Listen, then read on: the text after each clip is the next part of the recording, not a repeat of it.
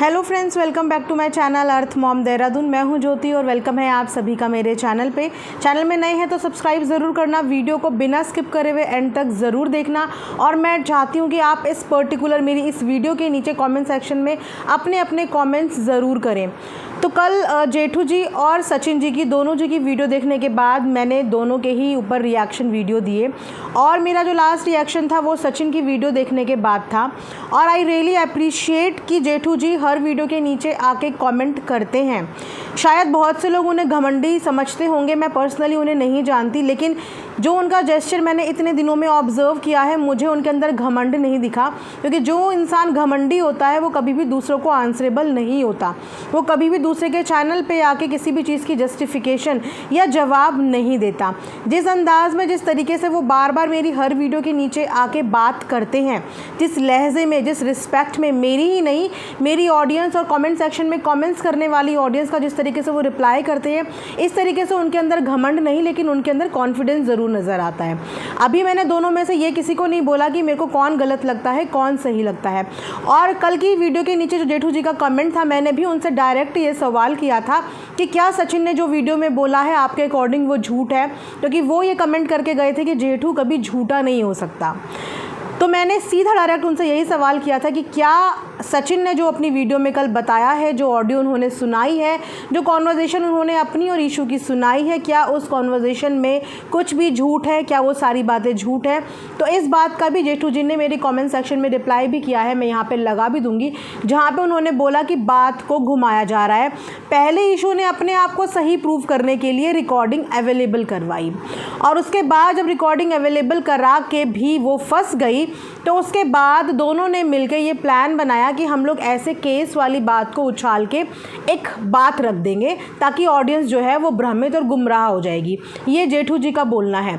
अब क्योंकि सचिन ने भी जो चीज़ें दिखाई हैं उन्होंने भी पूरी तरीके से नहीं दिखाई, बट वो भी वहाँ पे फुल कॉन्फिडेंट है कि अगर ऐसा कुछ है तो मेरे पास इतनी सारी चीज़ें हैं कि मैं वो सब कुछ प्रूव कर दूँगा। लेकिन एक क्वेश्चन मेरा इशू के लिए खड़ा होता है कि अगर इशू को इतना ही केस का डर था तो इशू ने कल सचिन के साथ वो कॉन्वर्जेशन, वो रिकॉर्डिंग लगाना अलाउ किया ही नहीं होगा।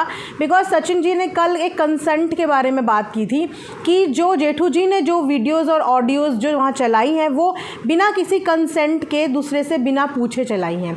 लेकिन अगर सचिन जी ने कल कुछ चलाया है तो डेफिनेटली उन्होंने तो कंसेंट लिया ही होगा कि वो वीडियो में, व्लॉग में ये चीज़ें दिखाने वाले हैं। तो अगर इशू को केस का इतना ही डर होता तो इशू कभी भी अलाउ नहीं करती, क्योंकि केस एक अलग चीज़ है, उससे तो उन्हें सचिन भी नहीं निकाल पाएंगे। वो एक अलग मुद्दा है जो बिटवीन जेठू जी और उनके बीच का है, उसमें तो कोई भी हेल्प नहीं कर सकता इनकी कानून के सिवा, है ना। तो सबसे पहली बात कि अगर इशू ने अपने आप को क्लियर नहीं करना था तो इशू ने उस चीज़ की रिकॉर्डिंग करी क्यों? कहीं ना कहीं इशू के दिमाग में भी तो चोर था। अगर हम किसी के वेल विशर हैं और कोई हमसे अच्छे टॉकिंग टर्म्स में बात कर रहा है तो क्या हम किसी की रिकॉर्डिंग करें, ये हमें शोभा देती है? और इशू ने क्यों सिर्फ वही पर्टिकुलर ऑडियो रिकॉर्डिंग शेयर करी या दिखाई या लगवाई जिसमें इशू ये कहती हुई नज़र आ रही है कि मैंने तो आपको नहीं बुलाया, आप अपनी मर्ज़ी से आए, मुझे तो इस बारे में कुछ पता ही नहीं था। तो वहाँ पे अगर देखा जाए तो एक तरफा बात क्या लग रही है कि इशू का कोई रोल नहीं है, लेकिन सचिन ज़बरदस्ती वहाँ पे आना चाहते थे, ज़बरदस्ती मिलना चाहते थे। उस ऑडियो रिकॉर्डिंग के माध्यम से सचिन गलत दिख रहे हैं, क्योंकि इशू बार बार ये बोल रही कि मैंने आपको नहीं बुलाया था, मैंने तो कोई फोर्स नहीं किया था, आप अपनी मर्ज़ी से आए हैं। तो यहाँ पे इशू ने ही एक्चुअली, मुझे भी ऐसा लग रहा है कि अपनी इमेज क्लियर करने के लिए, क्योंकि उन्हें ये लगा कि ये मैटर बढ़ जाएगा तो ये भी जो है इन पे भी बात आ जाएगी, है ना। और ऑलरेडी कोर्ट कचहरी के चक्कर चल ही रहे हैं, तो उन्होंने सोचा कि मेरे ऊपर बात आए इससे पहले ही उन्होंने वो प्रूफ्स अवेलेबल करवा दिए ताकि वो उन तक पहुंच जाए। और जैसे ही उन तक वो पहुंचे, उनकी नज़र में सचिन और गलत हो गए, क्योंकि ऑडियो रिकॉर्डिंग में इशू बार बार मना कर रही है और सचिन बार बार आने के लिए बोल रहे हैं। तो सचिन और बड़े लेवल के विलन उनकी नज़रों में बन गए। और जब ये सब चीज़ें उन्होंने चला दी, वहाँ पे ऑडियो दिखा दी, तो उसके बाद अब वो भी घबरा गई। अब क्योंकि सचिन को फंसा दिया, एक तरीके से मैं ये बोलूँगी कि सचिन हो सकता है कि अच्छाई करने गए हों लेकिन उनको उल्टा फंसा दिया। और किसने फंसा दिया जिसके लिए वो अच्छाई करने गए थे।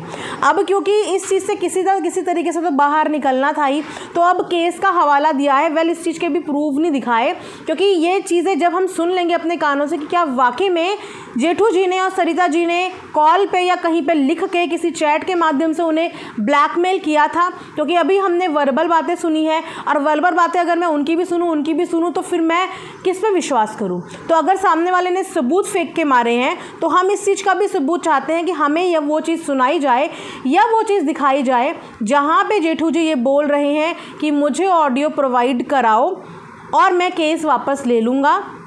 इस तरीके की ब्लैकमेलिंग हुई है, उसकी कोई तो चैटिंग होगी, कोई तो रिकॉर्ड्स होंगे, कोई तो ऑडियो होगी।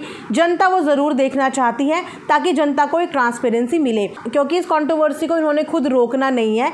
कल जैसे ही सचिन का वीडियो आया, वहाँ से जेठू जी ने धड़ाधड़ मैसेजेस भी करे, इंस्टाग्राम पे धड़ाधड़ पोस्ट भी करे, जहाँ पे उन्होंने भी ये खुला चैलेंज दिया है कि एक बार एक कमेंट पिन करके ये बोल दिया जाए कि जो भी चीज़ें आपने कल वीडियो व्लॉग में बताई हैं वो चीज़ें बिल्कुल सही हैं, उसके बाद मैं सारे सबूत दिखाऊंगा।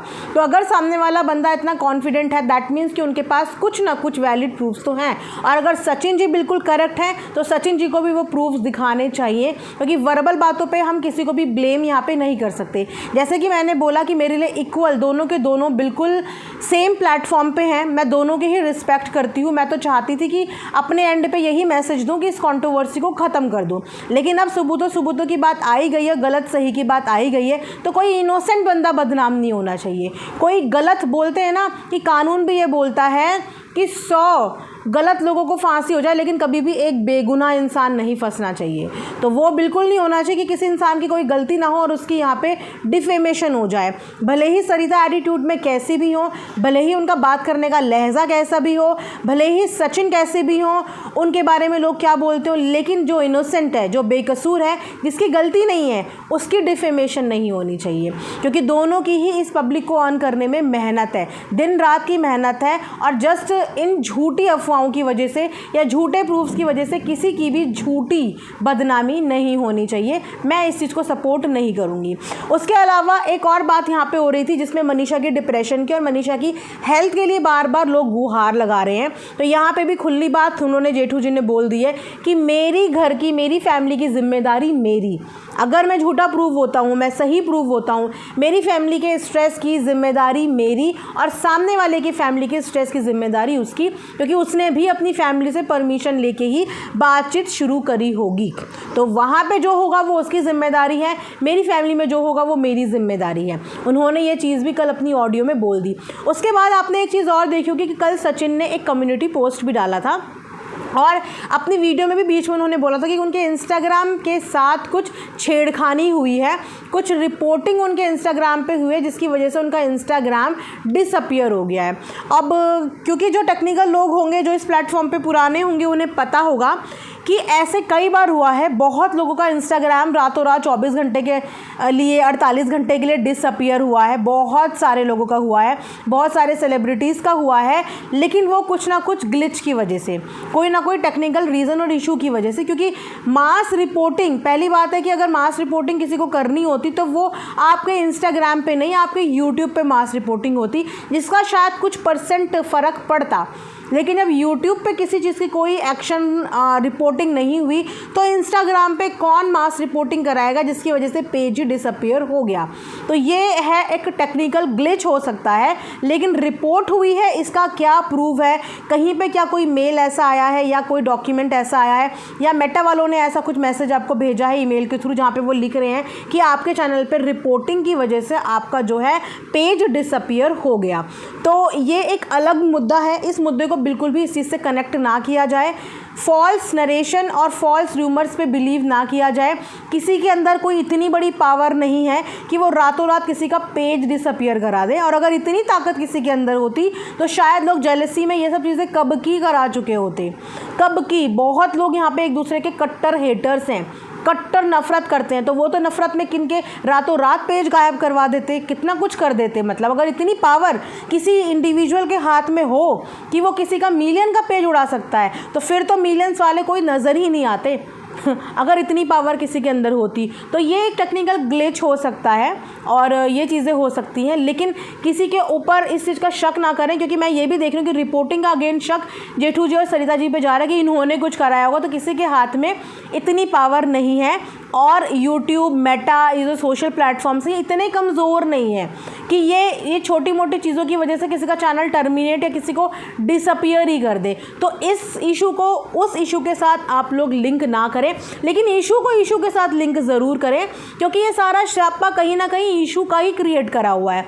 इशू को ना तो रिकॉर्डिंग भेजनी चाहिए थी अगर वो इतनी लॉयल सचिन के लिए थी, और सचिन की इंटेंशन उसको सिर्फ प्रमोट करना और उसको आगे बढ़ाना था, तो इशू को ये चीज़ समझनी चाहिए थी और उसको कभी भी वो रिकॉर्डिंग आगे पास ऑन नहीं करनी चाहिए थी।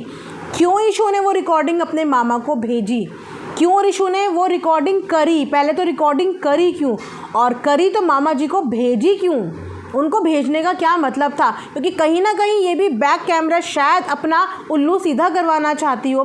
क्या ये केस वापस करवाने के बदले में उन्हें ऑडियो दे रही थी, या उन्होंने ऑडियो के बदले में केस वापस लेने की बात करी?